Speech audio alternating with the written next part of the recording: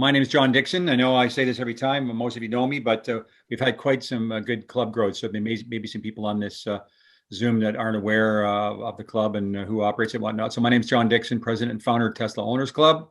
Welcome to our Earth Day Zoom meeting. We're glad to have some special guests on today, and I'll try not to take up too much time prior to their portion of the meeting. But one thing we want to point out that we try to use is this app called, or it's actually a website, Pigeonhole. So if you haven't done this, folks, please do it on an extra device that you may have, your phone or tablet or something like that. Go to pigeonhole.at/Tesla. And we use that for questions. So these questions could be for me or anybody within the club, but also especially for Jeremy and Joyce to do with their presentation and anything to do with the climate crisis and that type of thing. We find it works a lot easier than using the raise your hand and try to unmute people and whatnot, especially when you have a large group like we do now. So please use that. And what's also nice about it is you can look and see what questions are being asked, and you can upvote the questions if you want, so that the ones that are the most popular go to the top. And I think Jeremy and Joyce will see that it makes it pretty convenient to use. So the next slide. I try to do this every month. Pretty good growth for what's happening in the club. We had 771 dues paying members in March at our meeting. And as of today, actually that number is slightly out of date already. There's 801. So pretty good growth, even during COVID, without getting together, et cetera. So good growth in actual members in the club. The Facebook group is our official Facebook group for members only. And again, it's growing up to 334 members from 317. And then the two social media platforms that pretty well anybody can follow us on, of course. Twitter, again, almost 200 extra followers, 3842 from 3631, and Instagram, 2101 from 2027. And what those things do is allow people to understand more about the club and let us help publicize what's going on in our world to the greater community. First thing we want to talk about is Murray Chamney. Many of you may know him, some may not, but Murray has been with us for 5 years, Murray, something like that. 5 years, yeah. And he's the secretary and he's stepping down. It won't be right away, but as soon as we can get somebody to replace him, and he helps at the transition over. So we're going to be looking for a new secretary in the club. So we want to, first of all, thank Murray very much for help keeping us organized. Helping us with our agendas and our record keeping for what we talk about in our various meetings, amongst other things. And he's been a great asset, and we really, really appreciate it. So thanks very much, Murray. Thumbs up to you. But I would say that if anybody who's watching this or is interested in helping us out as a secretary, send us an email. info@teslaownersclub.ca does come to me, and we'll sort of vet through any of those. We already have a few people that are candidates, so we want to try to find someone that can help us out and be an asset and wants to give back to the community. So again, thanks very much, Murray. But he won't be gone tomorrow. He'll be around for a while. Tree Canada. So this worked out very well in the long run. Most of you hopefully have seen by now. We put this in the newsletter. It's been on our social media platforms. And we also did a special email that went out, I think it was late last week. I got to be frank. Initially, I was a bit concerned. We had a little bit lower contribution, not necessarily in dollar amounts, but in the number of people that donated. So that's why we did that extra little email to get a boost. And we agreed that we're going to shoot for $10,000, which would hopefully 5,000 at least come from the members. And we would match up to a maximum of 5,000 as the club. So in essence, taking the club funds, it comes from sponsors, et cetera, and matching that to get to a $10,000 donation. And it's we did some really good research. It's a very good cause. I think $5, is it, Paul? $5 for a tree? Is that what it does? Yes, that's right. $5 a tree. So $5, every $5 donated plants a tree. And we're already exceeded the goal. So basically, let's see here, probably going to show on the next slide, but we're already, I think we're up to $5,300. And we decided going forward, as of sort of today going forward, we're going to take $5 from everybody, any new member that signs up from their dues, and put that towards our campaign. And it'll just be an ongoing thing that we're going to work towards to keep on contributing to them. So really appreciate that. So there's the slide. This is 5250. As a matter of half an hour ago, it was up to $5,300. And what they're pledging is they're going to be planting a lot of these trees in the Sudbury area because of what's gone up there in the way of mining. And that'll be in 2021. So again, I want to thank everybody that's donated. Really appreciate that. And we like to try to do things like this that are all to do with sustainability and giving back to the community and the greater good of the world. So we're going to try to keep on doing those things, and let us know what you think of them. Now, we did a member survey. I can't remember exactly when it was, but it was early part of this year or late last year. And I'm not going to bore you with too many stats here, but just want to quickly go through these slides and give you some feedback as to what we had in the way of feedback from everybody. So appreciate everyone that submitted their answers. And basically, the first question was to do with the sponsors. And it was asking them if they'd be interested in extra things that the sponsors could offer us in the way of benefits or anything over and above just sort of advertising, if you will, within our medium. And overwhelmingly, 88% of you said yes. So we're certainly going to pursue that. And if you look in our member zone, you'll already see a few sponsors that are already offering a set discount or things like that. And we're going to keep on pursuing that with the sponsors. Question number 2 and 3 combined, if you answered yes to that previous question, what direct benefits would you like to receive? And do you have any suggestions for specific new types of sponsors or types of sponsors? So kind of obvious. The first things are people are looking for special discounts in pricing. They're looking for maybe sponsors that are involved a little bit more in the environmental or green areas, charging and battery and that type of thing. One of the things we certainly heard loud and clear we're going to talk about further is sponsor availability from companies outside of the GTA. So I think we're going to pursue that a little bit. Maybe involved with event experiences hosted by sponsors.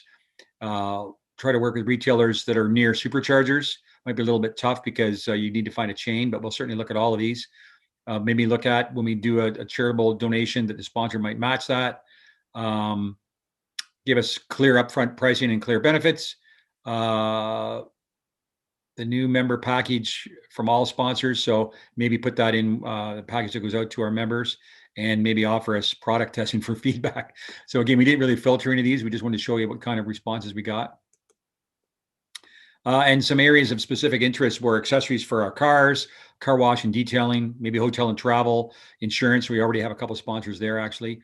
Tires, wheels, and parts. Just to remind everybody, we already have a couple of companies that help us with tires and wheels and parts as well. Wheelsco, Cal Tire, and Napa. Food and restaurants, as you mentioned. Maintenance, service, and repair. We just brought on EV. It used to be called Evolution Racing, but EV has now come on, Bruno Santos, and they're one of our sponsors, and we'll probably have them present to us in the next little while, but they can work on your car, doing all kinds of great things to your car, from maintenance to upgrades and improvements. Apparel, well, we're going to officially announce as you probably saw in the email, we have our apparel line already up and running, so I don't think we're going to be working with anybody else's apparel. Any other aftermarket products, like I said earlier, battery, charging installations, and electricians, perhaps a charger membership, access to early access programs, that would have to be through Tesla, any further education and extended warranties.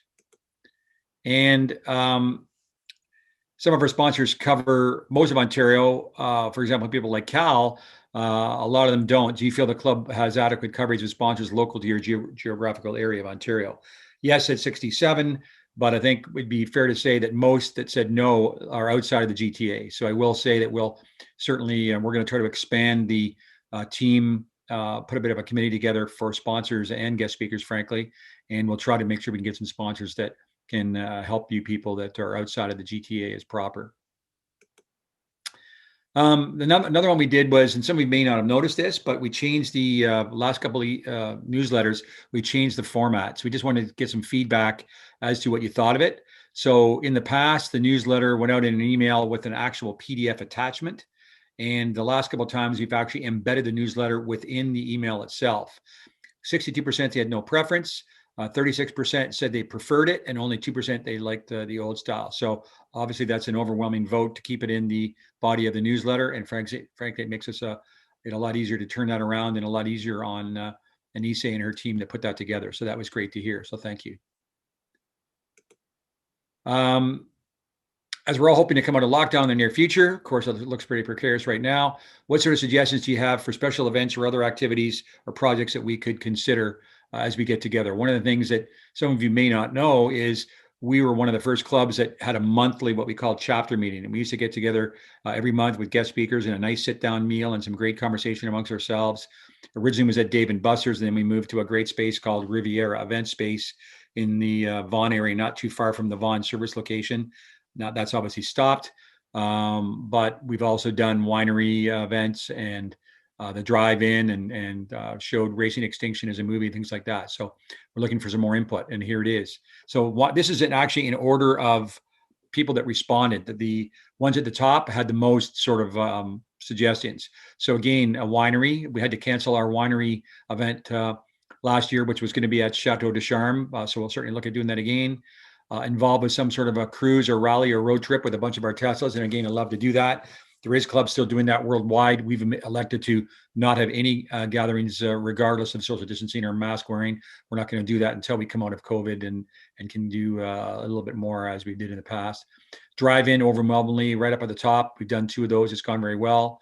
A barbecue. Tesla actually will host us every year. We did, I think, 1 or maybe 2 at Oakville, but the next one will be at Vaughan. And again, we had to postpone that. Maybe get together at a racetrack. We did that once where we sat down and had lunch, I guess it was, and watched the races. Be involved with an EV awareness event. Again, I'll just quickly go through some of these. These may or may not be able to be done, but coffee, camping, golf, mini golf, poker. I think what they're talking about is doing a poker run. Travel and road trips, maybe to the Giga Texas or Buffalo plant, which is where they do the solar panels. Go to Blue Mountain, car detailing, et cetera, et cetera. So again, thanks for the feedback. We'll certainly be looking at all of this. And I'm just going to jump ahead because we want to give as much time as we can to Jeremy and Joyce. So I'll just make sure you're all aware. Again, we sent this out in an email, and I think it's also been in some other areas, but the shop is up and running, and that's a direct link, but you can also get into it through the member zone. And it took us way longer than we would have liked, but we wanted to make sure we had the right combination of product for quality, design, and price. And we think we've met that. Tesla is limiting us right now to only 6 items. There's actually more when you break it down to women's and men's in styles, but that will rotate through a little bit depending on the time of year. Like we'll bring a winter jacket on in the fall and that kind of thing. Just to stress, given the size of our club, we can't stock inventory. It just doesn't make it feasible.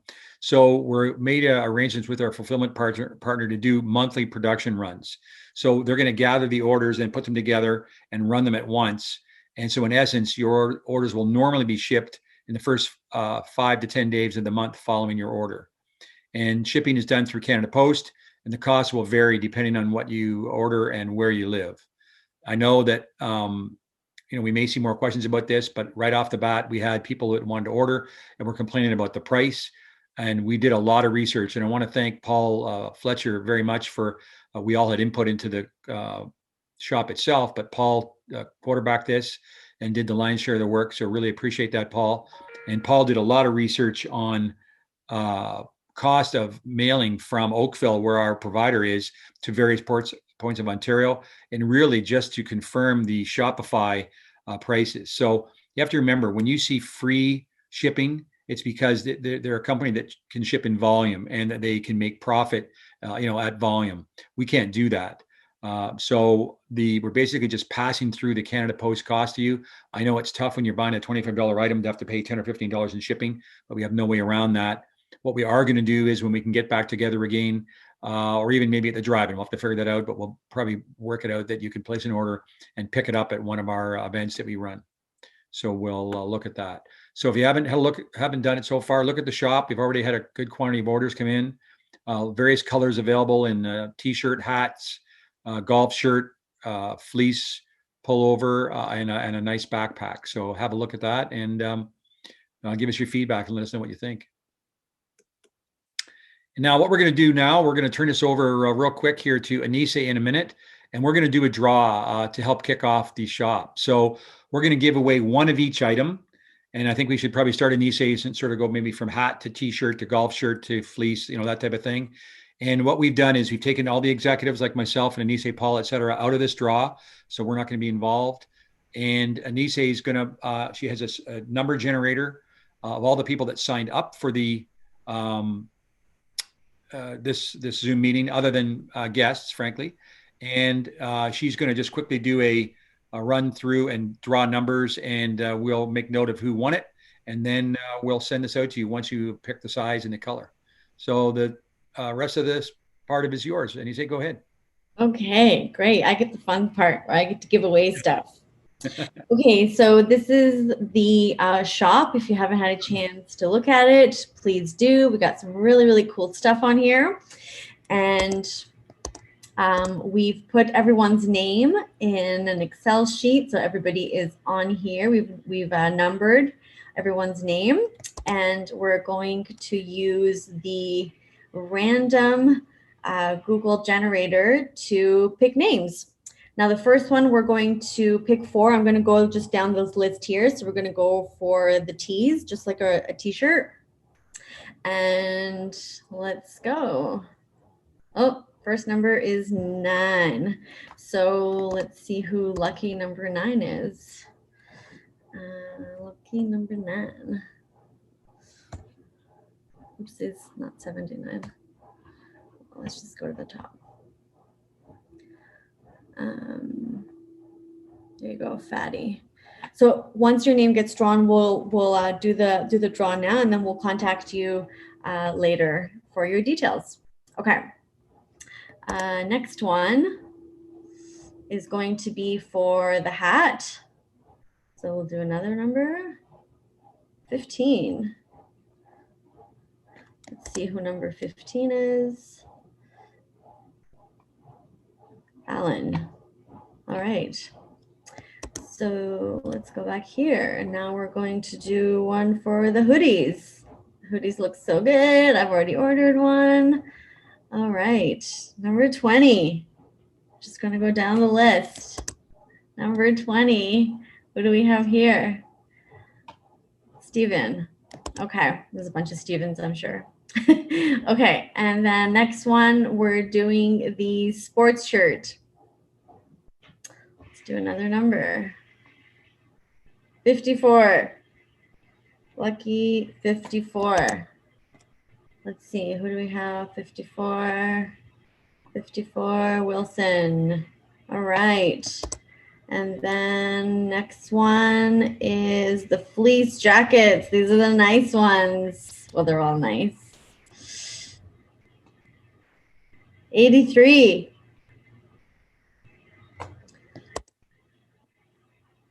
83. Here we go. Milos. Okay, and then last one is for the backpack. Oopsies. 107.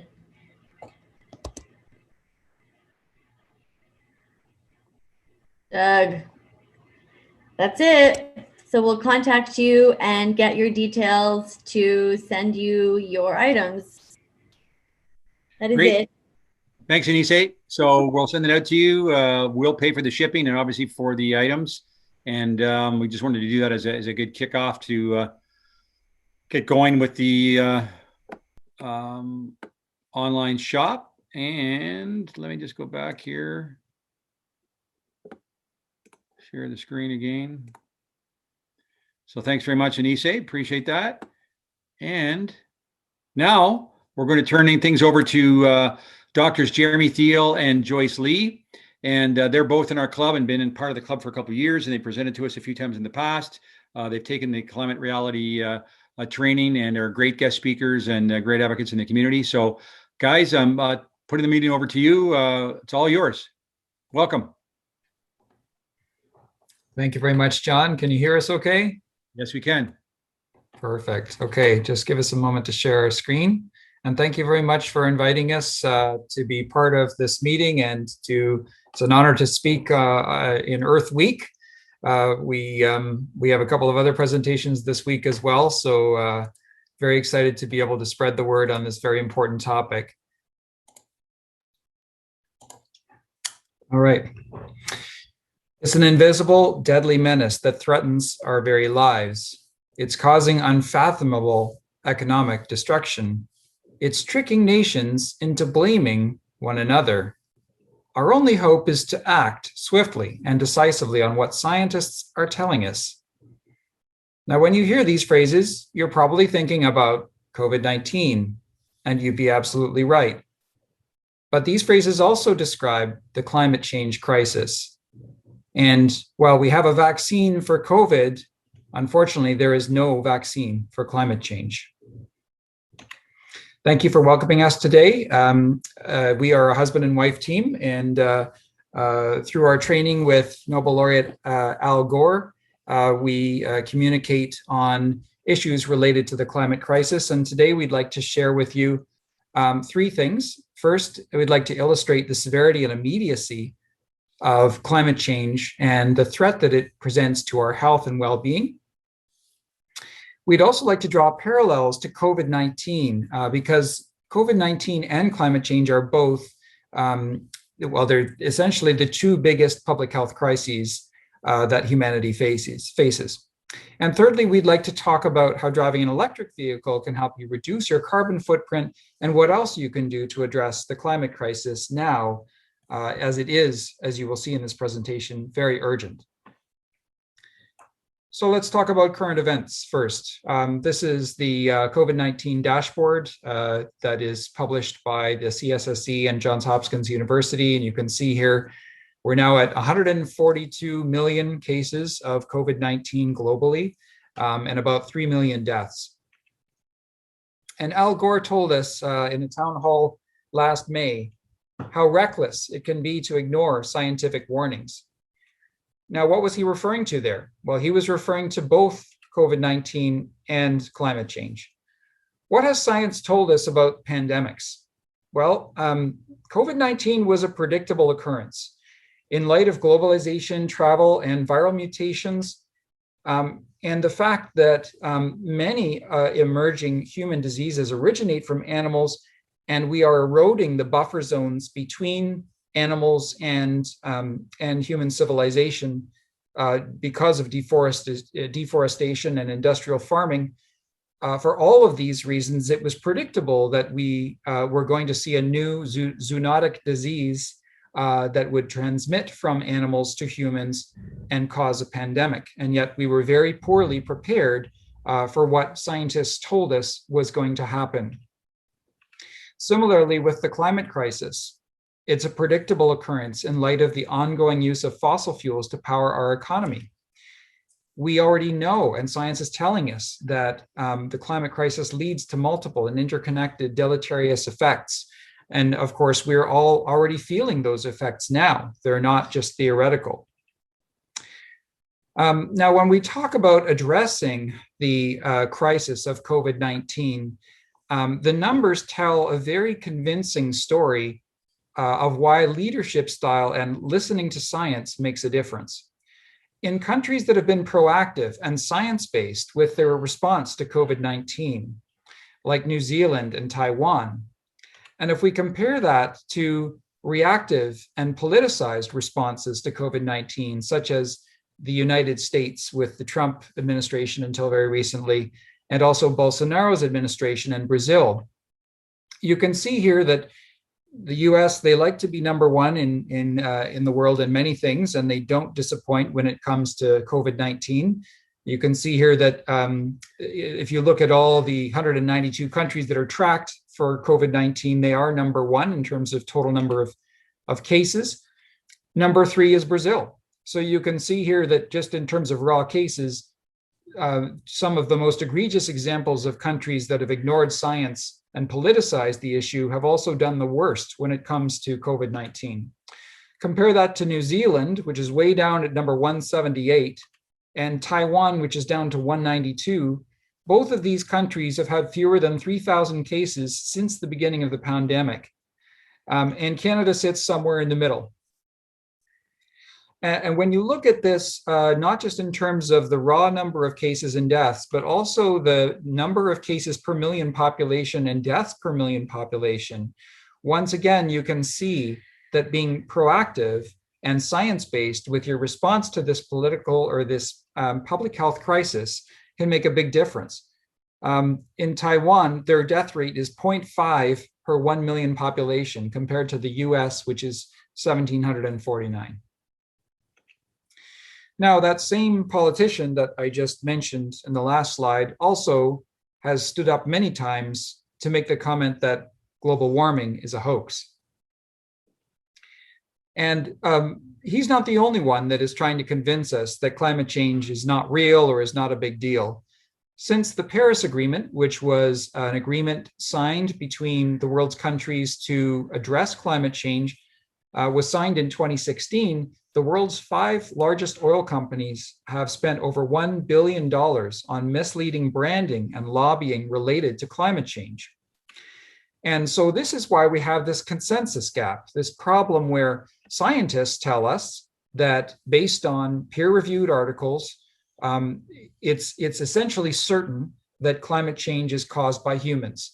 In fact, a study that shows consensus of consensus is 97% agreement. It's basically as strong as saying that cigarettes cause cancer. And yet when you ask the average person on the street, there's a lot of confusion and uncertainty, where perhaps only 55% of the population believes that climate change is caused by humans. Now, this is an American study, but I think you see the point here. So have we ever seen this type of influence delay response to an obvious health threat before? There is a very compelling example, and I'll give you a hint. It's an addictive product which kills its customers. You can probably guess that it's cigarettes. And so the tobacco industry has been for decades creating misleading information and lobbying government to delay the response to the health threat of smoking.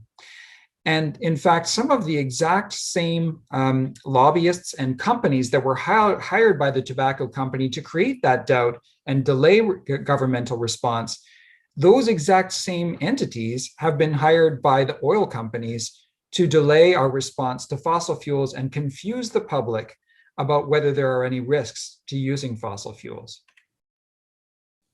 The reality is that these oil companies themselves have known for decades that this problem is real and that there are significant downstream effects from using fossil fuels to drive our economy. Here's a short video clip that helps demonstrate that. This is from testimony in this particular court case.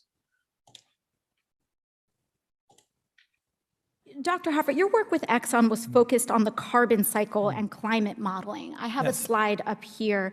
Are you familiar with this graph from 1982? Can you briefly explain what it shows? Sure. What it shows is a projection into the future of carbon dioxide levels and climate change associated with those carbon dioxide levels. And it's a very accurate representation of what today's climate change actually is. So this was a model from 1982 with startlingly accurate projections into the present That's day. correct. The orange line shows the actual level of carbon dioxide in the atmosphere through this year. And the blue line shows the actual average temperature change. So in 1982, Exxon accurately, 1982, 7 years before I was even born, Exxon accurately predicted that by this year, 2019, the Earth would hit a carbon dioxide concentration of 415 parts per million and a temperature increase of 1 degree Celsius. Dr. Hoffert, is that correct? We were excellent scientists. Yes, you were. Yes, you were. So they knew. And so they did know. And in fact, every National Academy of Science of every major country in the world confirms that global warming is anthropogenic. This means it is caused by humans. And that includes Canada and, incidentally, the US. Joyce. So we are the cause of the changes we have seen, and the scientists have been warning us to act for decades. If we look at this graph, we can see that the global surface temperature of our planet has been increasing over the years, particularly since we started using fossil fuels for our economy. In fact, 18 of the 19 hottest years on record have occurred since the year 2001. And the hottest have been the last few years. Let's take a look at basic climate science here. When the sun's radiation reaches the Earth in the form of light waves, it passes through our atmosphere. Most of the radiation is absorbed by the Earth's surface and warms it. Some of the energy is radiated back into space by the Earth in the form of infrared light waves. And some of this outgoing infrared radiation is trapped by the Earth's atmosphere, further warming the planet. As the amount of greenhouse gases, including things like carbon dioxide and methane, increase, more and more of this outgoing infrared radiation is trapped, thereby warming the planet. It's like having an extra thick blanket. So the energy trapped by man-made global warming pollution is now equivalent to exploding 500,000 Hiroshima atomic bombs every day, 365 days per year. So perhaps it is not surprising that we are seeing changes in our climate. You may have heard people say that, oh, this is all just a cycle, our planet has survived for millennia, and this is, just part of the fluctuation. But if you look at this graph, the scientists now can actually drill down to the ice cores in the Antarctica to figure out exactly how much carbon dioxide was in the atmosphere at any one point over the past 800,000 years. And yes, there is a bit of fluctuation over the years, which happens to correlate very closely with the temperature. So as the CO2 concentration increases, the temperature clearly follows. However, you can see that throughout the past 800,000 years, the CO2 concentration in the atmosphere has never been above the green line, which is 300 parts per million. And now, guess where it is? We are at 418 as of 2020.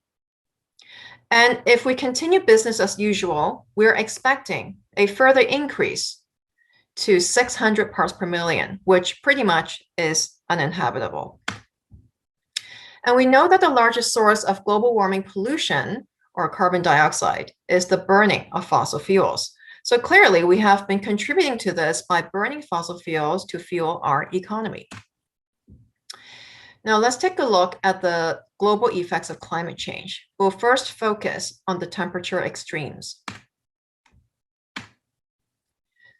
As we all know, there have been multiple devastating heat waves through the Earth, and Australia at the beginning of 2020 had areas where there were extreme heat waves. On this particular day in Canberra, Australia, it was 44 degrees Celsius. In Miami, Florida, June 2020, it recorded its hottest week ever. And we're not immune in Canada. In fact, in Canada, our temperature has increased by an estimated 1.7 degrees since 1948 versus a global average of 0.8 degrees Celsius. And that our temperature is rising at 2 times the global average. And in the north of Canada, it is rising at 3 times the global average. And you can see that in terms of looking at the hot days in all of these cities in Canada, the number of hot days will continue to increase and triple or quadruple by the mid to the end of this century. Heat waves worldwide have already resulted in more than 79 million deaths in the last 25 years. And that's just data from 20 countries, which do not include any in Africa. So the real number is probably much, much higher. And we can see that if we continue business as usual, we're going to see 3 times to 20 times the increase in heat wave deaths in the next 50 years. Now let's take a look at what is happening at the North Pole that is contributing to these heat waves. Now on this particular day, February 25th, 2018, the North Pole's temperature was 28 degrees Celsius hotter than normal. And as a consequence, the normal jet stream, which looks like this, got split. And what happens is that the polar vortex, which is a cold air mass that normally sits over the North Pole, was split into two and traveled down because of the air currents to areas of North America and Europe, causing very, very cold weather in certain parts of North America and Europe and record warmth in the Arctic. So actually, other than the global temperature increasing, the extreme temperatures, such as extreme cold, is also a consequence of climate change. So as a result of that polar vortex, we're seeing scenes like this, which should never have happened. And again, in Texas, February 2021, we're looking at, a scene like this, where in the middle of a pandemic, they also have massive power outages because of a snowstorm.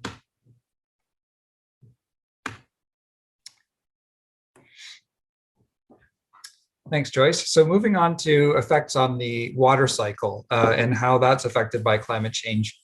You may not know this, but actually 93% of the extra heat that is trapped by man-made global warming actually doesn't go into the air, it goes into the ocean. And that profoundly affects our water cycle.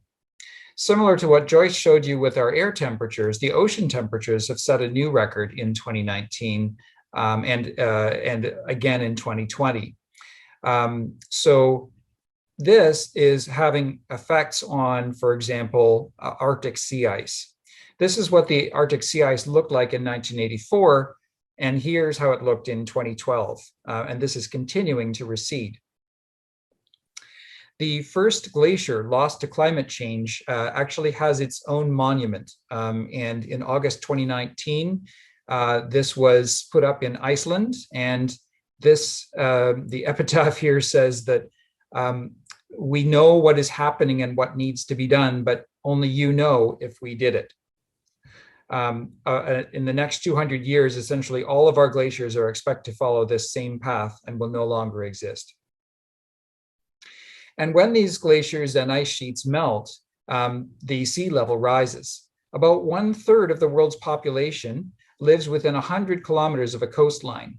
And here you can see some very populated cities that are directly in the path of this sea level rise. Now, this particular graph just shows the assets that are exposed, but similar graphs are also showing the number of people.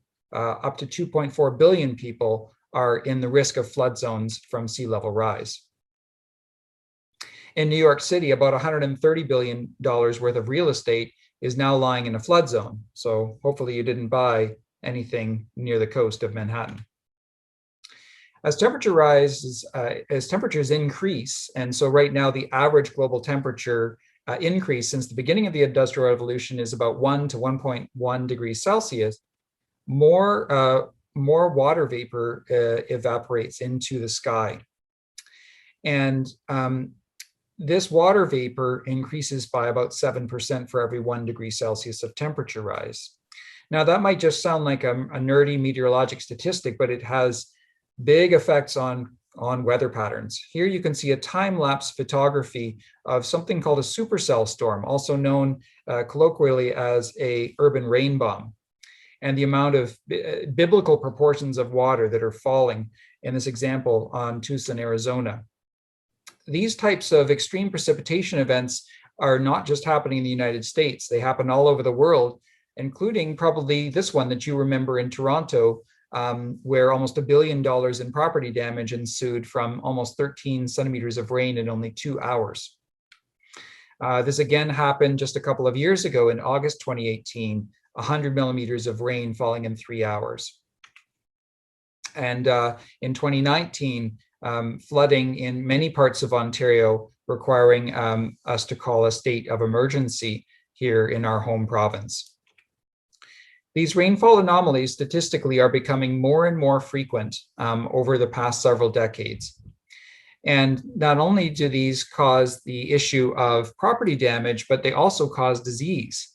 And many of these types of infections you might have associated with developing countries, but actually in these extreme precipitation events, they are quite commonly seen, even here in North America. And based on US data, more than 2/3 of waterborne diseases, these outbreaks, they happen after these extreme precipitation events, which are being caused and increased by climate change. So next we'll talk about drought and wildfires, as if it has not been depressing enough already. So that same extra heat that is evaporating water from the ocean, causing the bigger downpours and floods, is also pulling moisture from the soil, causing longer and deeper droughts. You can see in this map here that a lot of Canada, in fact, a lot of the areas of Canada that grow agriculture have been subjected to significant drought conditions. And this, of course, results in issues with crop yield and food security. So we can see here that in Canada in 2016, while overall food prices were up 4%, fruits and vegetables soared much higher, almost 18% for vegetables. And this really, for a lot of us who are more fortunate, this may not have a huge impact on how we eat, but for people that are closer to the poverty line, this has a huge impact on their diet and nutritional intake. If we continue business as usual, emitting all the greenhouse gases by burning fossil fuels, we'll see that by the end of the century, much of North America will be desertified and unable to support irrigation and crops. This is also happening elsewhere in the world. The Syrian farmer said that he had 400 acres of wheat, which was all turned into desert. Between 2006 to 2010, a severe drought turned 60% of Syria's fertile land into desert and drove 1.5 million people into Syria's already crowded cities. Now, there are many things that underlie the Syrian refugee crisis and the political unrest, but this particular movement and displacement of people because they did not have jobs anymore destabilized the situation and contributed to this crisis. Now we know the impact of the Syrian refugee crisis with only 4 million refugees, causing a rise in right-wing politics all over the world with protectionistic, nationalistic agendas. And we can just imagine that by 2050, the world could see up to 1 billion climate migrants because of climate change, making the equatorial conditions uninhabitable. I have no idea where these people are going to go, but certainly it will cause a lot of political unrest and maybe even war. Now you can see on this map here that currently the black areas are the uninhabitable zones because of harsh climate. By 2070, you can see that there is a lot more land that's predicted to be uninhabitable. Much of the equatorial zone will not be inhabitable if climate change continues. And hotter years typically also have more fires. You can see clearly that there's a correlation there. And there are multiple reasons for this. One of them is that for every 1 degree Celsius of warming, lightning strikes increase by 10 to 12%. So we're talking about when the climate changes and there's earlier ice melt, for instance, you have hotter and drier summers, and the trees are already drier. So when the lightning strikes, it causes devastating forest fires. We all remember what happened in Fort McMurray in Alberta, Canada. And in British Columbia, similar things happened over the past few summers. In 2018, a total of 2,000 wildfires, 1 million hectares burned, and the worst air quality in the world. In fact, doctors have studied the impact of this sort of acute air pollution from forest fires on health. It turns out that for people over 65, it increases the risk of going to hospital for stroke, heart attacks, and blood clots by 20 to 30%. So it is a very significant health impact in addition to, of course, the deforestation that occurs.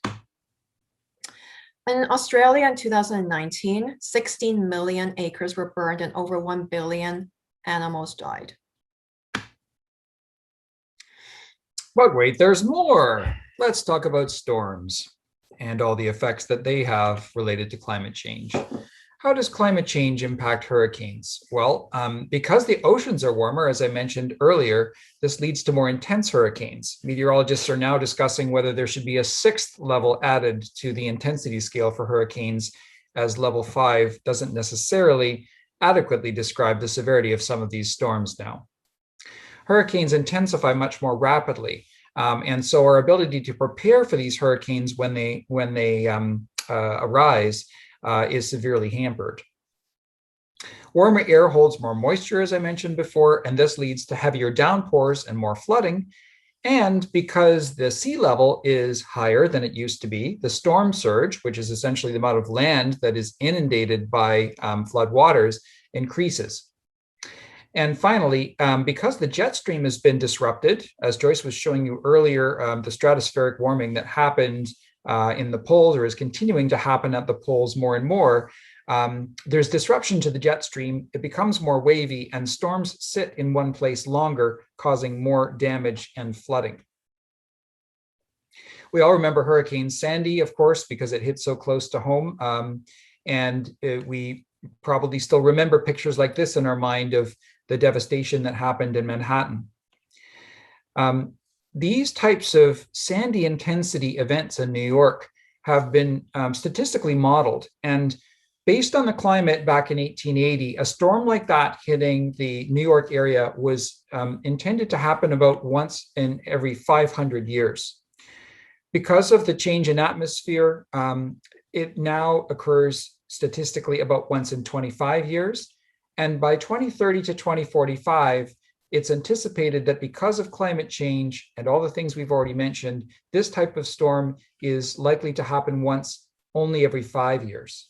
So if you think about the extent of damage that is done by these large storms, the 3 large storms, hurricanes that happened in the US just in the last couple of years have cost over $500 billion to recover from. I personally don't know how we're going to rebuild if these types of storms are happening every 5 years. So these worldwide extreme weather catastrophes are happening more and more. And you can see statistically that when we add together all of these biblical style events, from fires to droughts to floods to storms, extreme weather events, heat waves, etc., it's 4 times more frequent in the last 40 years. And economic losses from extreme weather just in the last 2 years have exceeded $653 billion. Joyce. So our media has caught on to this, and it is reporting on how the climate crisis is making Canadians sick. And in fact, The Lancet, which is one of the most highly regarded medical journals in the world out of the UK, has declared that climate change is a medical emergency back in 2015. So besides all the direct impacts that we talked about, which obviously have links to health, how else does climate change affect health? You can see in this pictorial that there is an interwoven web in terms of food security, the extreme weather events that we talked about, air pollution, heat stress, allergies, and mental health and infectious disease. We'll talk first about air pollution. Every year, air pollution from fossil fuels already kills 8.7 million people worldwide, which is already more than what cigarette smoking is killing. And much of this is occurring through the inhalation of particulate matter, or PM2.5. And it turns out that PM2.5, when we do inhale it, it gets into our blood vessels and causes significant inflammation in our blood vessels, leading to a higher risk of heart disease and stroke. And that is also the mechanism through which forest fires and the acute air pollution from forest fires will cause these diseases. Not to mention that now there's obvious impacts on also lung diseases like asthma, lung cancer, infections, and also mental health and even dementia. Now, in Canada, we might think we have clean air, but we're actually not immune from the effects of PM2.5. In 2017 alone, 14,000 Canadians died prematurely because of exposure to PM2.5. And this is in comparison to car accidents killing 2,900 people annually. So while we are all wearing seatbelts in our cars to prevent, being killed by a car accident, what are we doing other than all of us that drive Teslas? What is the rest of Canada doing in terms of this PM 2.5? And it is estimated that there are significant economic and health costs of air pollution from fossil fuels.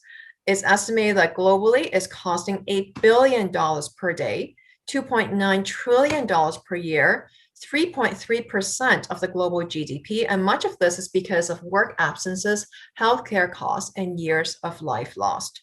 Now, is this all worth it just to drive the economy with fossil fuels? I would think not.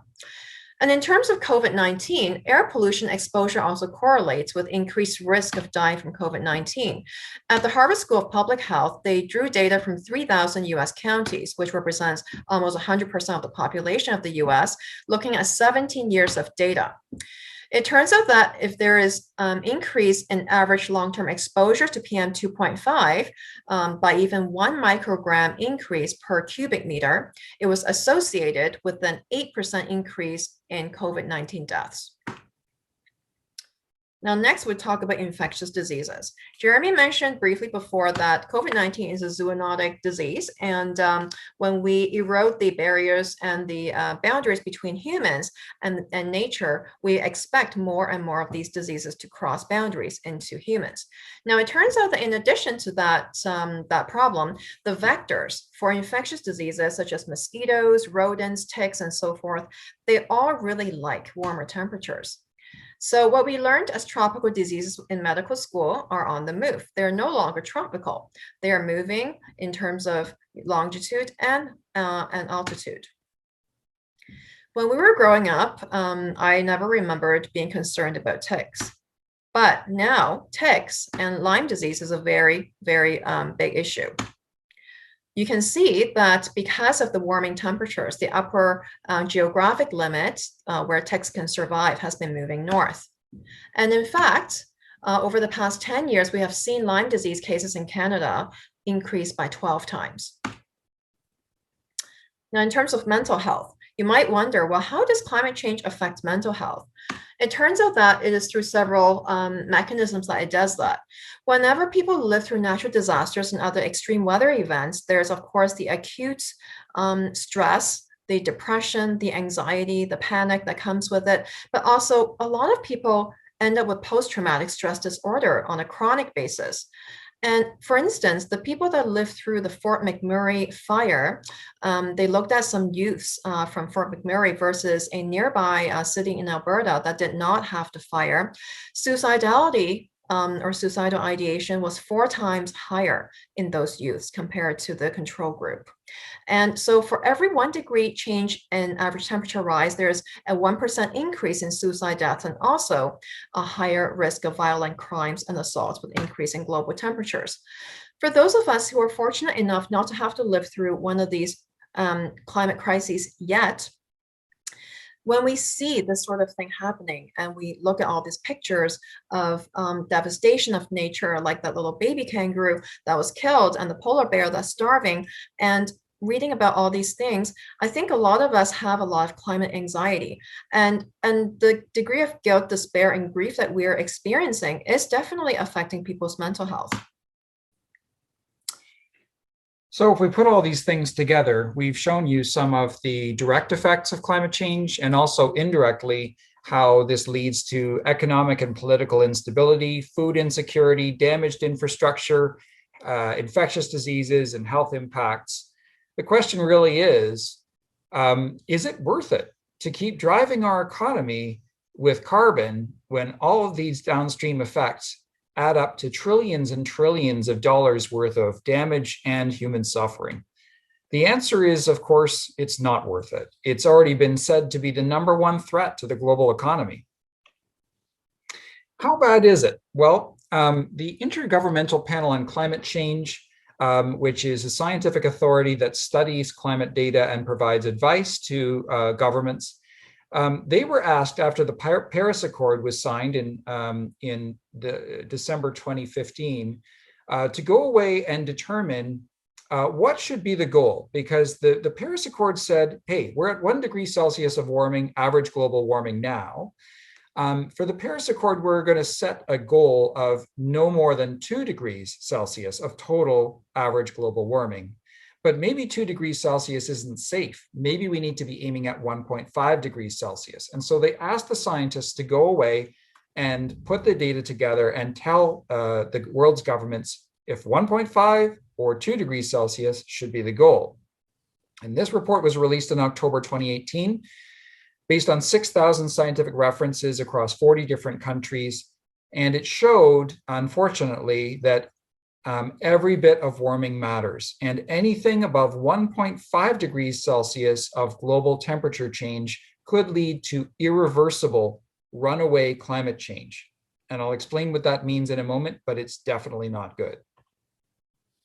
So what they said is that we need to undertake rapid, far-reaching, and unprecedented changes in all aspects of society if we are hoping to reach net zero by 2050, and we need to fall by 45% below 2010 levels by 2030 in terms of our great greenhouse gas emissions. And we essentially have 9 years left to make this really big change by 2030 in order to have a hope of surviving this crisis. This sounds impossible. We're all used to living very great lives, and we think this can just go on forever. But science is telling us that's not true. Why is that such a problem? Well, it's not that the world's going to end in 9 years, but the problem is that around that time, the data are telling us we're going to get to a point where even if we stopped emitting greenhouse gases entirely the very next day, and we said, as humanity, we say, we're sorry, we didn't mean to cause climate change, we're all going to turn over a new leaf and nobody's going to emit any more carbon starting tomorrow, it would be too late. Because essentially what would happen is there are reactions that are being unleashed in the ecosphere that cannot be stopped even if you stop emitting greenhouse gases. What do I mean by that? Well, our Arctic permafrost contains millennia of decayed plant and animal matter in the form of methane, which is a very strong greenhouse gas. It's actually 20 times more potent than CO2. And when our planet warms, that permafrost is melting and releasing that methane, therefore exacerbating climate change further. When we lose the polar ice caps because of ice melt, then we no longer have white reflective surfaces on a large portion of the Earth. We now have dark ocean, which absorbs the sun's energy, light energy more significantly. It's not reflected back into space, exacerbating warming. As we have more wildfires, there's more deforestation, which is less carbon sink, exacerbating more greenhouse gas emissions. Land becomes more desertified through some of the things that we've already told you about, which leads to more heat gain. Warmer oceans actually are unable to uptake as much CO2 as they used to. And I told you before that oceans are the biggest heat sink we have on the Earth, carbon sink on the Earth. And with these higher temperatures, we also create more water vapor. And unfortunately, water vapor is also a weak greenhouse gas. So all of these things can continue to create runaway climate change. So we have to remember that we are not the first human civilization on this planet who thought that they were very technologically advanced and that they would live forever. These other races exceeded their environmental capacity, got into wars over resources, and killed themselves off. And this is a very real possibility for our society as well. So now that we've scared the living daylights out of you, we do want to talk a little bit about where there is hope, because there is still a path out of this horrible mess that we have put ourselves in. And one of the keys to this is alternatives to driving our economy by fossil fuels. Let's talk about renewable energy for a moment. Globally, wind power could supply 40 times the worldwide needs for electricity consumption. We just need to capture it. Now, back in the year 2000, we thought we would probably reach about 30 gigawatts of wind energy capacity by 2010, but in reality, we exceeded that by 20 times, at least by 2018. And that's because the cost of offshore or onshore wind has significantly decreased over the past few decades because of technological and manufacturing advances. Let's talk about solar energy. Enough solar energy reaches the Earth every hour to fill all the world's energy needs for a full year. We just need to capture it and store it in some cases. So we thought we would grow solar energy by 1 gigawatt per year by the year 2010, but in reality, we exceeded that goal by 17 times, and as of 2019, 121 times. And again, it's just the simple economics that crystalline solar cell modules are just a tiny fraction of what they cost a few decades ago. And here you can see that, so 2014, electricity from solar and wind was cheaper than creating a new coal or natural gas plant in about 1% of the year, or 1% of the world. And just 5 years later, 2/3 of the world, it's now less expensive to create solar and wind energy than it is to create electricity from fossil fuels. And by 2024, it's anticipated that it will actually be cheaper everywhere in the world to generate electricity by renewable sources rather than with fossil fuels. Let's talk about electric cars, our favorite subject here at the Tesla Owners Club of Ontario. You can see here that the number of electric cars on the road is significantly increasing. And this is because of that same pattern that I've just shown you. The battery prices are going down to a tiny fraction of what they were just a couple of decades, or even just 1 decade ago in this case. And it's predicted that by just 2023 to 2024, just a few years from now, that the battery electric cars will reach cost parity with fossil fuel cars, not to mention all of the downstream cost benefits of powering your car with electricity rather than with fossil fuels. It's been shown that half the world's buses will actually be electric by 2025. China actually has already moved in this direction very strongly. And if we look at different jurisdictions in the world, you can see that many of the world's governments have indicated that they are going to put an entire ban on selling any further fossil fuel vehicles, anywhere from 2025 to 2050, depending on the country. So yes, there is hope. We have solutions. This is a solvable problem.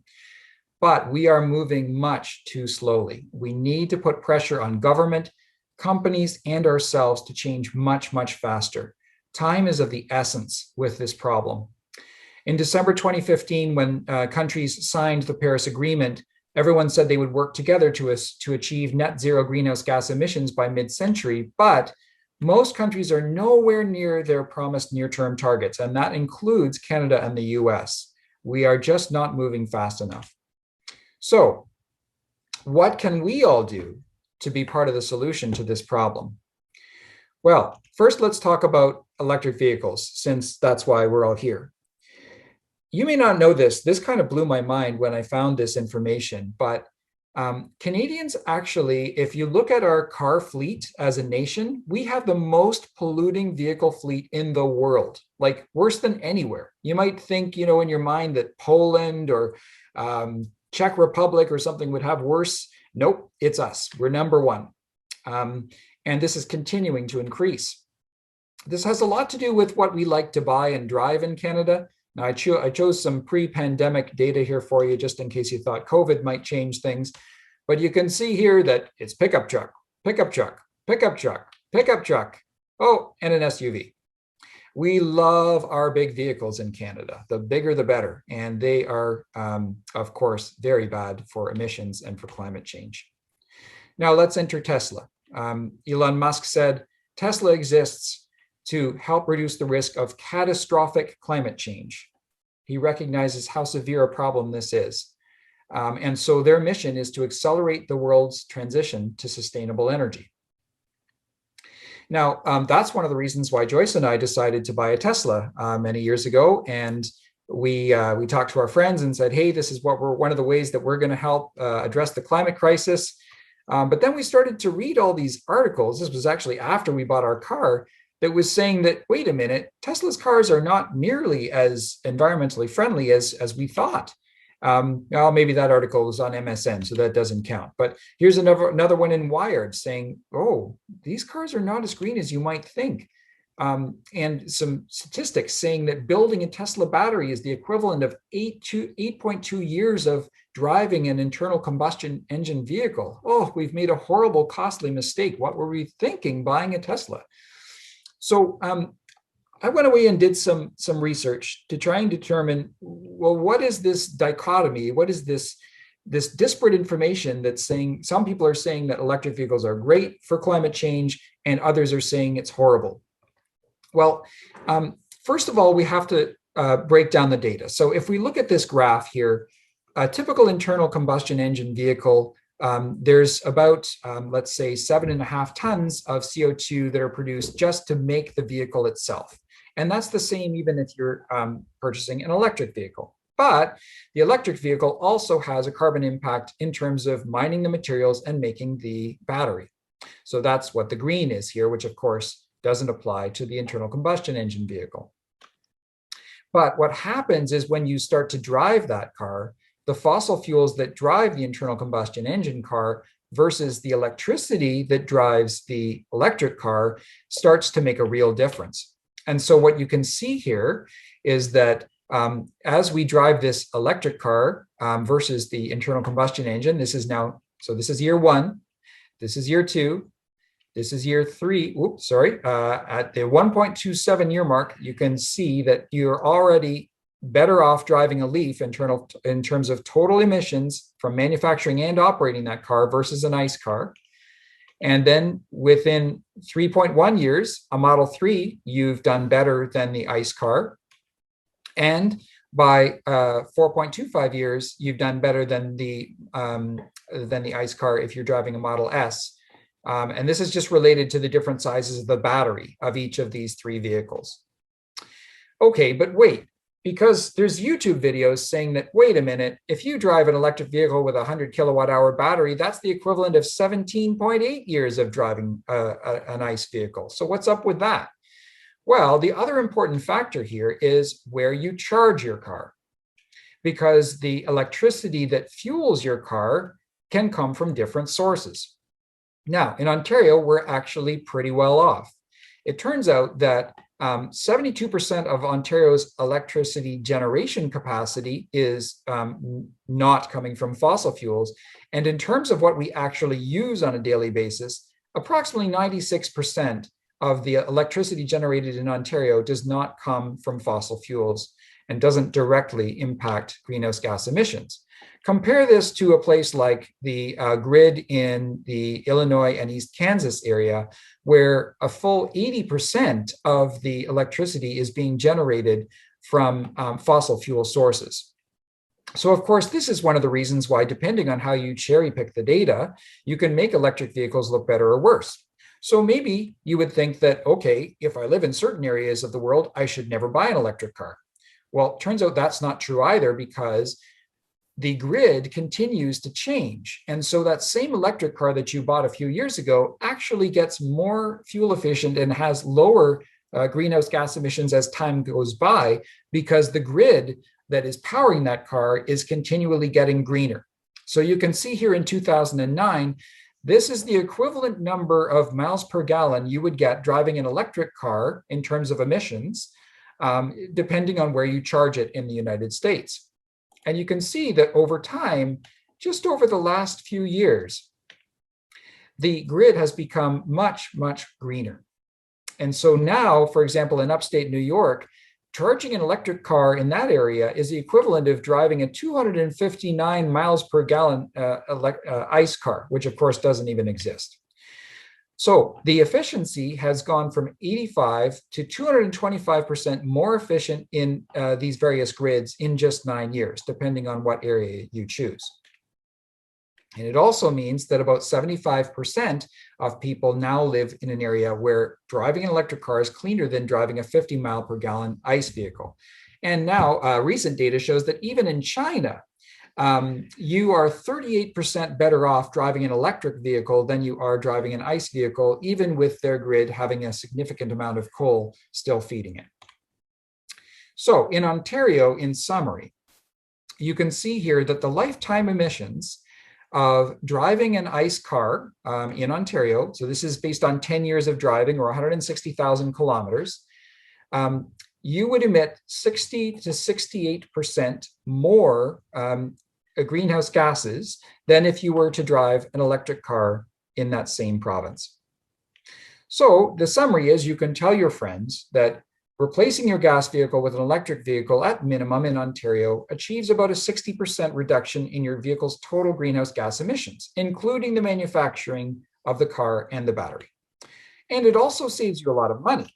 So if we look at the fuel costs, buying and driving a BMW 3 Series, and these prices are sort of, you can either look at them as pre-pandemic or post-carbon pricing, but essentially based on these numbers here, compared to a Tesla Model 3, which has a similar size to a BMW 3 Series, the savings over 5 years in just the fuel alone is about $7,000. And if we look at the total cost of ownership, so this study coming out of a New York City vehicle fleet where they compared the owning and operating of electric versus gas vehicles, even though the electric vehicle cost more money out of the dealership lot than the gas car, because the fuel was a lot cheaper and also the maintenance, because there are way fewer, there's only about 18 moving parts in an electric motor as compared to a couple hundred in an ICE vehicle. So the maintenance is way cheaper too. The bottom line is that even with no electric vehicle rebate, you're 21% better off owning and operating that car if it's electric versus gas. And if you take the $5,000 rebate offered by the federal government, it's about 30% cheaper. And let's talk about health as the last piece. So we talked about the greenhouse gas benefits, we talked about the financial benefits, but there's also substantial health benefits. So June 2020, this study, which looked at the Greater Toronto and Hamilton area, it said that air pollution just in our local area causes more than 3,000 premature deaths every year.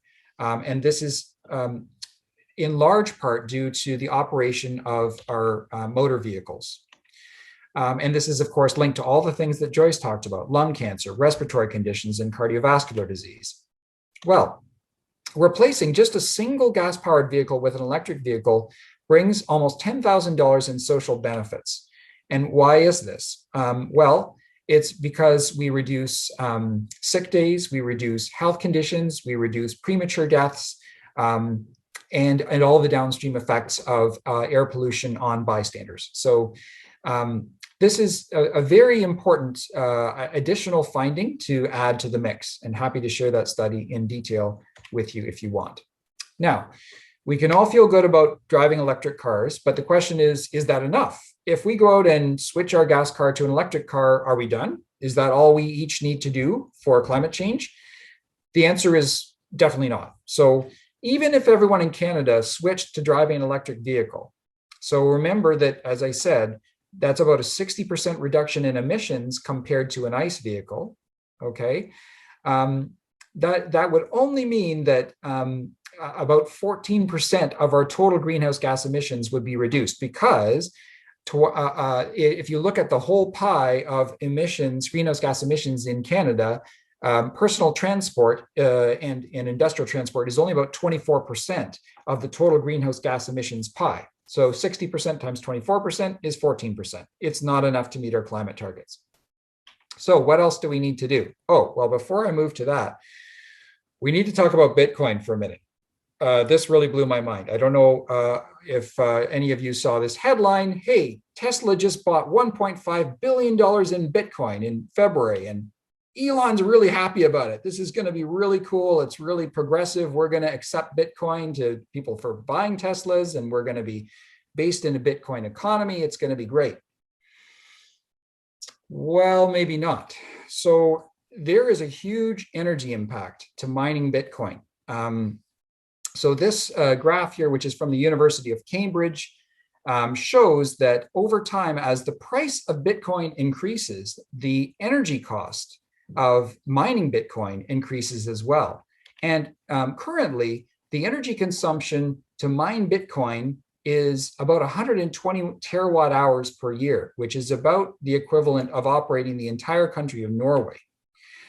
And about 61% of electricity for Bitcoin mining comes from fossil fuel sources, oftentimes because the Bitcoin mining is being done in countries where electricity is cheap, such as China.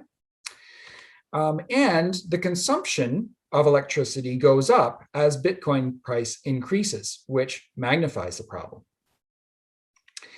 So based on some research from the Bank of America, each $1 billion inflow in purchasing more Bitcoin, it basically uses the energy equivalent to operating 1.2 million internal combustion engine vehicles in 1 year, and all the emissions associated with that. So it means that if you went online right now and purchased about $50,000 worth of Bitcoin, it would emit about 270 tons of CO2. Now, the average Canadian's carbon footprint is about 16 tons per year.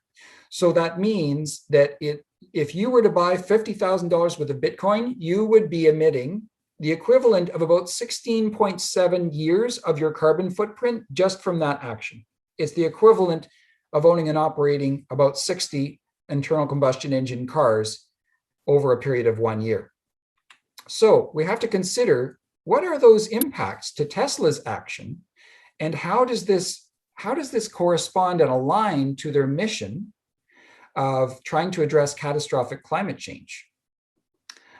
I'm not sure, but based on some calculations that I found in some articles online, the 1.5 billion that Tesla bought in Bitcoin is the equivalent of the life cycle carbon savings of about 238,000 Model 3s that have basically been canceled out.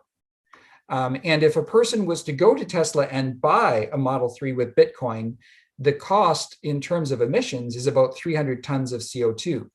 Again, pretty much nullifying the entire life cycle benefit and more of driving that Model 3 from an emissions perspective. So something to think about. So what is our action plan beyond driving electric vehicles? Well, the number one, these are in order of priority. One is your political footprint, and two is your carbon footprint. And maybe you think you're not a political animal and that you're just one person, and what can you really do? Well, this is just one person too. And I'm sure all of you know who this is. She said, "I've learned you're never too small to make a difference." And this is Greta Thunberg when she started her movement for Fridays for Future.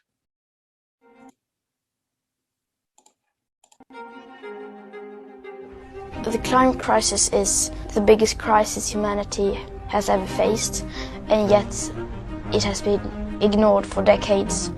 I decided that this was enough. I sat myself down on the ground outside the Swedish Parliament and I school striked for the climate. I will continue to school strike every Friday until Sweden is in line with the Paris Agreement.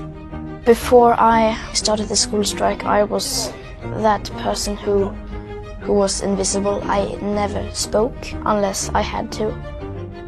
I think this movement could become very big because more and more people are going to start realize the emergency of the situation, and they will get angry, especially young people who will understand eventually that their future is being taken from them.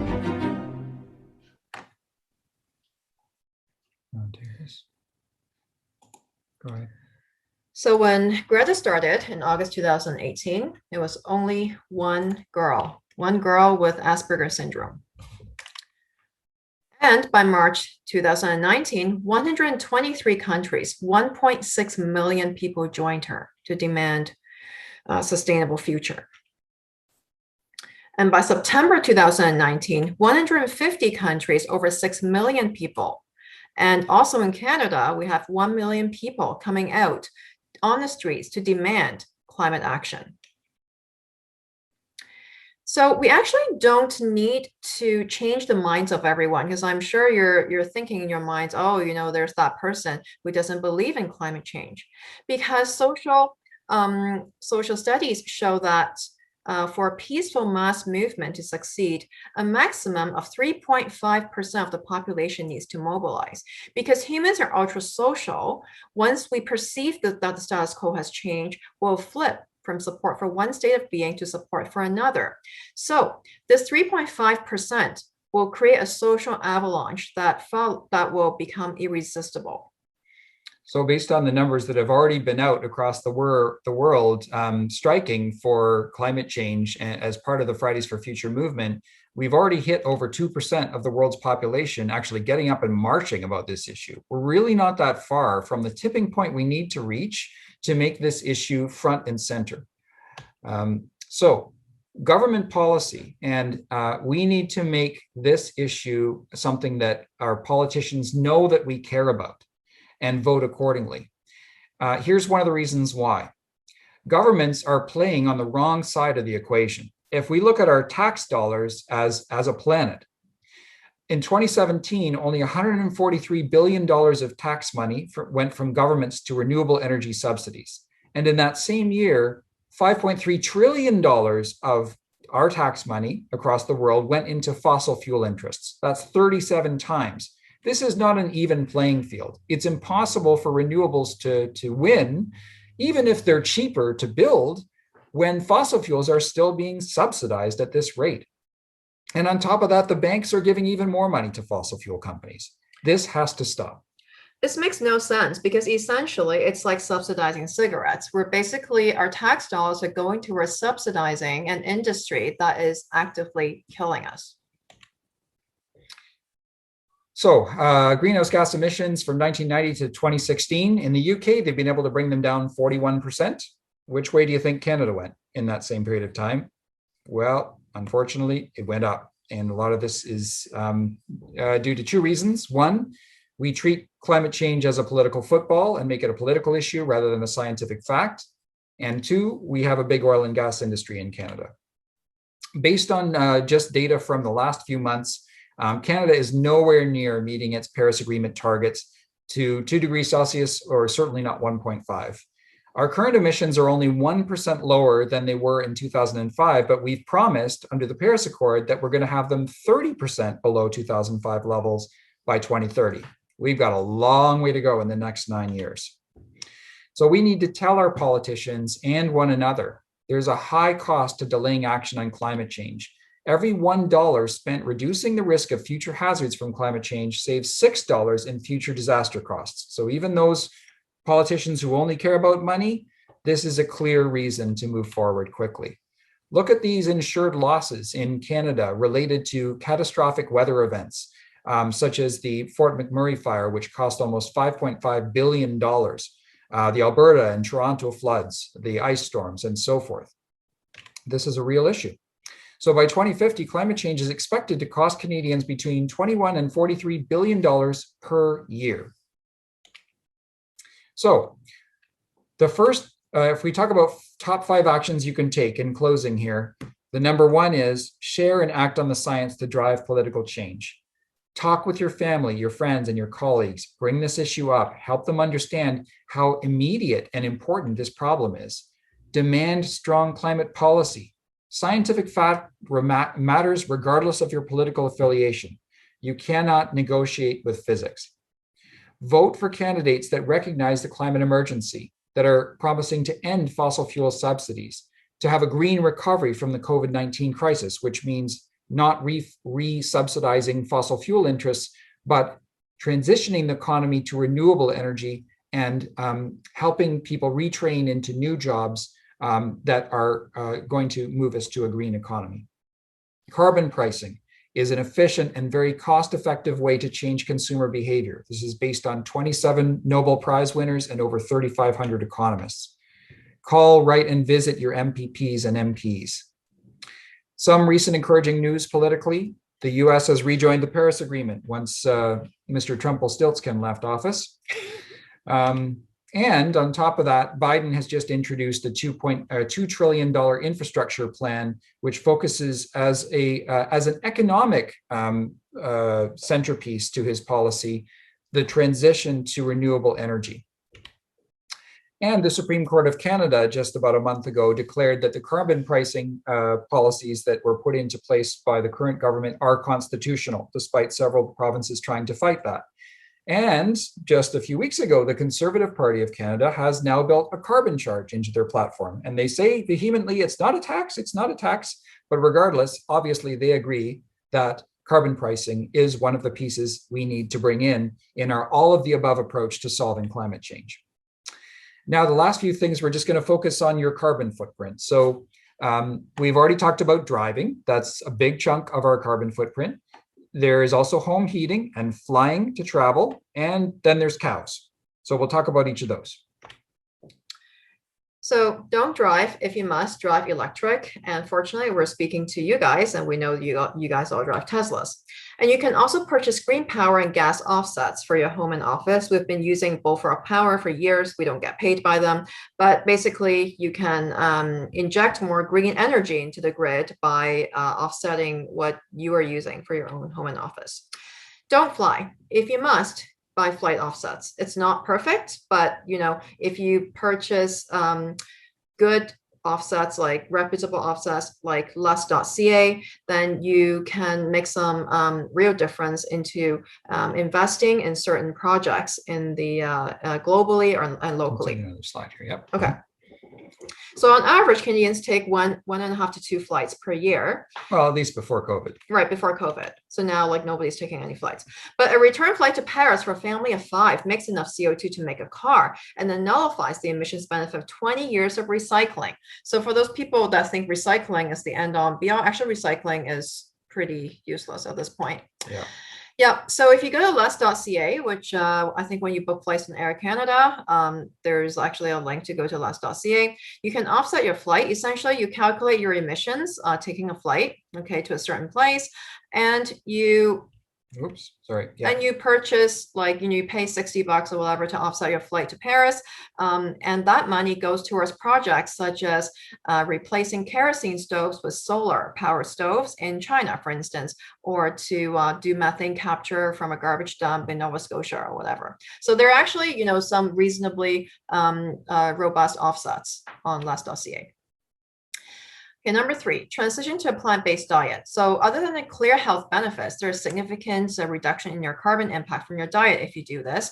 Now, some of us are not ready to go vegan or vegetarian, but even if you just cut out beef and lamb, that can reduce your carbon impact from your diet by 90%. And number 4, vote with your dollars. Number 1, under this, buy less. Do I really need this? Before you press that buy button and do some retail therapy, think about, do you really need this, or do you really need to do something else, like go exercise or go outside and get some fresh air? And if you need to buy something, buy high quality and local stuff and not the cheap made overseas disposable things. And try and buy products that will drive toward net zero carbon. So companies that are the B companies that are more sustainable, ethical practices, so forth, and things that are not disposable and will easily break. That contributes to circular economy. And buying an electric car, if you think about the number of dollars you're voting with there, that's a very good example of driving the economy in the right direction, as opposed to buying another ICE vehicle. That's right. So, and your investment portfolio actually oftentimes has a huge carbon impact. And so we must divest from fossil fuels and cryptocurrency. And as Jeremy mentioned, if we invest in the big banks, that also has significant fossil fuel impact. At least here in Canada. Yeah, at least in Canada. Number 5. Now, after we've shared all this information with you, you're probably quite overwhelmed and you won't remember much of the data. But what you'll remember is probably the sense of anxiety and doom that you experience when you think, oh my goodness, everything that I love is at risk from climate change. So act from your heart, because we know that every positive action can help mitigate climate change. And if you feel anxious about the climate, the best prescription is not medication, is actually climate action. Action will feel much better than just sitting there and being anxious. The average human makes 35,000 choices per day. So you can filter your choices every day through this new lens of climate change and make your choices count. we're doing this because of our little girl, who's now 7, and she's a little bigger than in that picture. But we really want her to inherit a planet where she can enjoy, that is not going to be ridden by war and instability. And this is why we're here talking to you. So think about what is in your heart, because that is what is going to drive your passion and your action here. It's not the numbers and the data. It's what you care about that makes the difference. So use your voice, use your vote, use your choices to fight for your future, your community, and your world. We are the first generation to feel the effects of climate change. We are also the last generation to make a difference in climate change before it's too late. Thank you for listening. Great, Jeremy and Joyce. Thank you very much. Many of us have seen your presentation before, but there's some great new things you added to that. Really, really appreciate that. If anybody has any questions for Jeremy and Joyce, please put them in Pigeonhole. I don't see many right now. One I have, and I think I've asked this before, and just as an aside, some of you may be interested that there's a couple of other people in the club have taken the same training as Jeremy and Joyce. And one thing I've asked all of you, has anything changed since you started your training to try to get this message out to people that really need to hear it? So we were sort of hoping to accomplish that. It's hard to tell from the guests that were on here how many sort of were unsure of climate change or naysayers or whatever, if we could get some of those people to come on with you. But how do you get the message out to the people that really need to hear the message, as opposed to preaching just to the choir, if that makes any sense? I think, we just continue doing more and more of these presentations to whoever would listen. And we're hoping, and I guess, like we have influenced, inspired some people to get climate reality training, some of which are in the audience right now. And one student just got into environmental engineering because of our work. And so I think, just starting the conversation, and we're always advocating for physicians to be involved in this, because we know that healthcare, this is something that health should matter to everybody.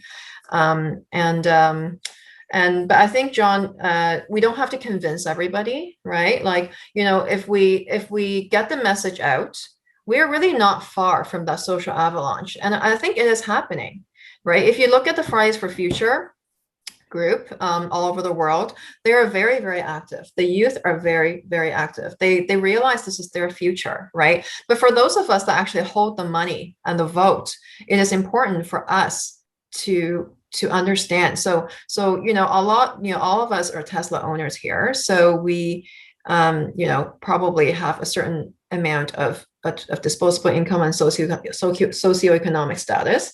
And so we have a lot of connections that I think we can use, right? So I would add to what Joyce said, that in terms of getting the message out, this is a chain of a message, right? So we're speaking to approximately 85 of you tonight. And even if we only inspire, let's say, 5 of you to go out and start speaking to other people about this issue, and then you inspire more people, we're not that far from that 3.5% tipping point that is enough people out there to care about this issue, to change the political climate and put this on the forefront of what we need to do. So I would encourage all of you to think about that. And each of us has unique talents, unique skills, unique connections in the industries that we work, the people that we talk to. For me and Joyce to come and speak to you, this is maybe, our wheelhouse when we talk about health and things like that, but other people are going to bring a different spin. So we would encourage you to leverage your networks and think about how you can inspire even just 1 or 2 more people. And if enough people do that, we're not that far from making a big difference. And as for the people who are naysayers, ignore them. Yeah. You don't need to convince them anyway, and it takes too much energy. So. So the other thing I would ask, short of this whole presentation, and there's a question here that talking about that, do you have like 2 or 3 slides that you could share with us that we could share with our members? Because I'm thinking that not all of us are in social media, but many of us are, whether it's Facebook or Twitter or Instagram. But if we were to throw things periodically into our community of people who follow us in social media, And, I always talk about, many people have heard me mention, I used that Arsenio Hall show years ago, and it was actually on my podcast, things that make you go, And that's what you really want, is people to start going, geez, maybe I need to pay more attention to that, or that's a bit different than I heard. So is there any material that you can share, just 2 or 3 visuals or graphics, maybe some of the things that were here, but just that we could have ourselves and make available to people to share in their social media channels, et cetera? Yeah. Sure. Yeah. I mean, I would say that the PowerPoint deck probably doesn't lend itself to an Instagram. I've learned from Anise very well that it's a unique skill set to have things be consumed and magnified on social media. But we would be certainly happy to provide the raw data and maybe some graphics that would help with that. And yeah, we would love to have some help amplifying some of those messages, because it's tough with both of us being full-time doctors to try and get out on social media as much as we would like to. So much appreciated. And I think That'd some of be the great. stats that you shared, even just a couple of the slides that you shared, it would be great if you just threw it on some of our own. I'm not talking about the club necessarily. That's something we'd have to agree to internally, but individual members may want to put it on their own channels and just get people to think about it a little bit. So That's I great. think to keep Yeah. that in mind, that'd be great. We'll have to think about this, but Daniel, I'm assuming this is Daniel in Ottawa, asked if the recording of this presentation could be made public. So I guess what he's suggesting, Paul, is we normally record this, and it is being recorded now for the consumption of our members, people that couldn't make the meeting. But there's a way that we could sort of brand it as coming from the Owners Club, and just this particular portion of it, or portions of the portion, be made public somehow. I guess, we would love to. The challenge we just have is that some of the materials that we've shared are coming from Al Gore's Climate Reality group, and we're not supposed to put those things out just for general consumption without a climate reality leader being part of the discussion. Right. But I don't know if there would be some way to circulate the like for those people who maybe were going to come tonight and couldn't, or other people who become interested in the club, if there's some way for them to get access. I know there's a password wall that people can go behind and see the private presentation, but I wonder if there'd be some other way of allowing other people to see the recording without having to have an official club password. I don't know. That's what Daniel's talking about. So let's talk about that, guys. I would direct that to the other people on the executive here. Let's talk about that internally. Maybe Murray, if you could make a note of that, and we'll make sure we address that. But yeah, somebody else has got a question here. Ron Sutherland. I have solar panels on my roof. However, after I heard about effects of dark water absorbing light energy, I wonder if the dark solar panels might radiate heat out into the atmosphere. What are your thoughts on that? I don't think so. I haven't heard that to be a big Yeah. problem. Generally speaking, dark surfaces, well, yeah, they can generate heat. They don't tend to reflect light back out. The radiation of infrared from the panels themselves, I wouldn't think that would be any different than, for example, a dark piece of tarmac on your front driveway, on a very simplistic sense, because I haven't really thought of this particular question before. But a dark piece of tarmac on your driveway doesn't generate any green electricity, whereas the panels do. Yeah. I don't think it's a big concern. Yeah. Okay, good. Tim Short, who's always sending me some really interesting information. Appreciate that, Tim. He said, keep an eye out for the fossil industry's buzzword today, transition.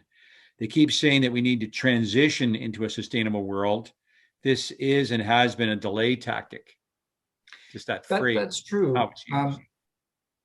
Yeah, you could view it in one sense, that it's a delay tactic, but there is another important piece to this, which is that there is a large proportion of the population that take their livelihood from the fossil fuel industry.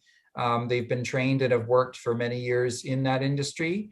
And there is a real concern that those people would be left behind. And so part of the word, I think, when we use the word transition, it's not just about a delay from a fossil fuel perspective, but it's a recognition that those individuals can't be left behind, that they need to be retrained and supported in a way that they're not going to lose their job and they're going to have some other form of livelihood.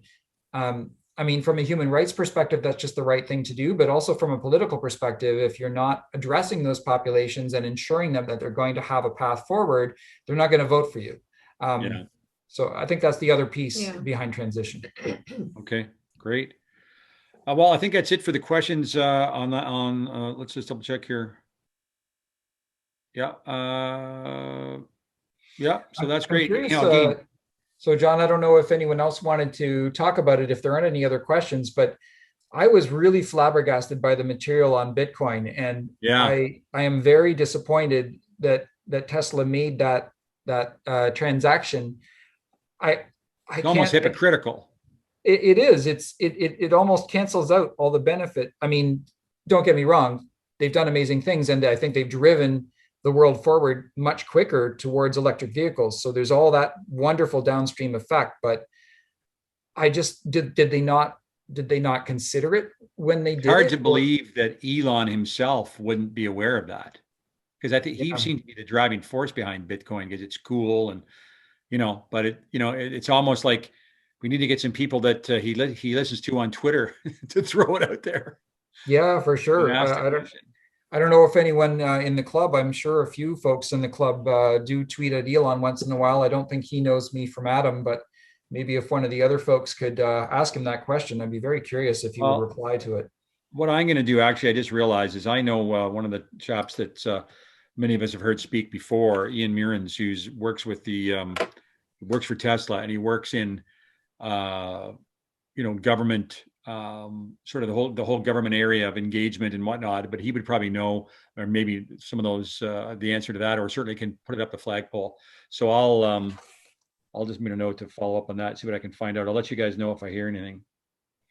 Wouldn't it be great if we could get Tesla to sell out of it now? Because they'd make money. They've already made money. Exactly. And then lower the price of the cars here in Canada to match the dollar. This person said that Bitcoin payment option has been removed from the Tesla website. I don't know. I don't know if that's permanent or temporary. I know that I saw some of the policies and the caveats that Tesla had to write when they were offering people to pay by Bitcoin. There was all these challenges around that the daily price changes, and what does that affect between the time you buy you put your deposit and the time you get your car, and I don't know. Yeah, it's unreal. Okay, again, thanks very much, guys. And any material that you think you discuss that could share with us, that we could in turn share with our members to share with their community, would certainly be welcome. Thank you very much for having us. Yes, thank you again. So we're almost done here, folks. Just a quick wrap up. Somebody just real quick mentioned about sponsors that we approached Mountain Pass Performance. Well, actually, I sort of was giving him a bit of a shot about joining the club, but maybe if Cornell's still on, we should, Mike, I guess it would be Mike in this case, we should approach them at Mountain Pass, see if they're interested in being a sponsor. But that's something that came up. And again, I want to thank any guests that were on with us, guests of members. And so thank you for inviting them, and thanks for coming on. I would encourage, if you're a Tesla owner and you're not part of the club and this is your first exposure to the club, to learn more about us through our website and perhaps join us. Again, want to thank everybody again for contributing to the Tree Canada initiative. And I think we'll get that out on social media, A&E, say now that we've got like $10,300 in essence as our donation. So we'll make sure we get that out there. And we will look at your surveys a little bit closer that I share with you. And again, I usually forget to do this. It's the last two slides. But we want to thank our sponsors very much. And these first 3 or 4 on the list here are new sponsors with us in the last month or two. So Evolution, Greg's Autoshine, LPS Athletic Center, and Jeff Wright, the Desjardins Insurance, are all fairly new with us. And we do have a few other sponsors in the wings, and we're going to look at some of your suggestions that came from the member survey to look for some other sponsors and some of the particular benefits that they might offer over just sort of advertising within the club. So that's all I've got. We're working on some great speakers, we hope, for May, June, and July, and hopefully we can lead into maybe a barbecue and or the drive-in again in the fall. We'll certainly cross our fingers, and hopefully lots of you get your shots, and we can see you all sometime together, face to face, at some point, hopefully without a mask before the year's out. But let's cross our fingers for that. Again, folks, thanks very much, and appreciate your support. And thanks again to Jeremy and Joyce. Good night, everyone. Thanks. Bye for now.